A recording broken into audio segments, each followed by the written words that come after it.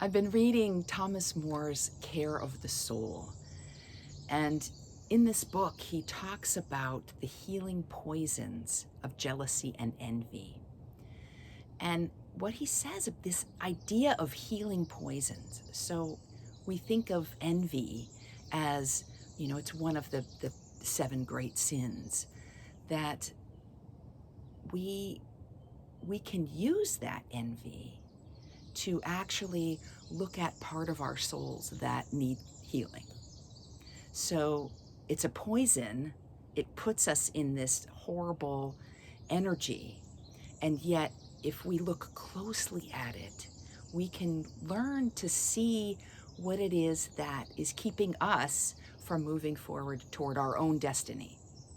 So, in looking at envy in our lives, what he talks about is the idea that envy it has two parts to it. There's this longing for something, we desire something, but there's also this aspect of self-denial in it. That either we believe that somebody else can have something, but that something that they have has immoral character in it. So if you think of someone who is very wealthy, and I'm trying to increase my own abundance, and I look at that person and I think, oh, I want that life. And yet part of me says, oh, but they have to be this or this or this, characteristics that I don't appreciate to be wealthy in the world. I think that's a super common one, that we deny wealth in our lives because somehow we have a better moral character if we're living in poverty. The other aspect of envy is also our own. He talks about the discrediting the purpose of our soul, that our fate, that we are. I talk about this a lot. Our soul print on the world. My business name is Soul Print Journeys. That we are here as human beings to make our uniqueness on the world. So it's not about me trying to be that other person that I'm envious of. That I need to embrace what I'm here to do. I'm not here to be them, I'm here to be me. So part of envy can be about discrediting what it is that I can bring, the gifts that I have to offer, and saying, oh, well, what I can do is not nearly as good as what they can do, and therefore I can't have that.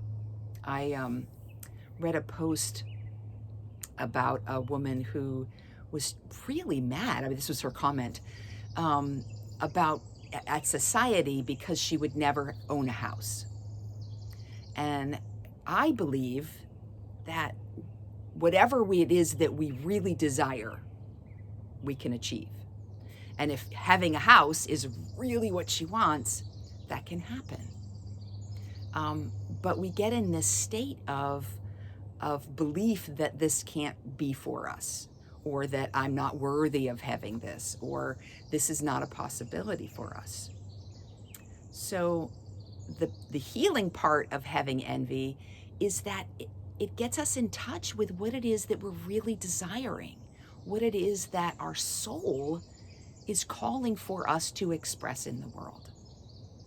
We get this feeling of discontent because we're not living into our potential, that we're not embracing what it is that God is sending that message to us.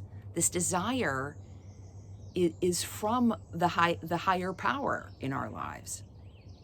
We have this urge in us to do more and be more, express more. And often we have these beliefs that what I have to offer isn't good enough, isn't worthy enough, isn't something that anybody would really want, isn't going to get me the thing that I really want. So this week, I'd like to invite you to, if those feelings of envy come up for you, to really look more deeply at what it is that that you're really desiring, And what are those paradigms in yourself that says either this, isn't something that I should want, or it's not something that I can make in my life.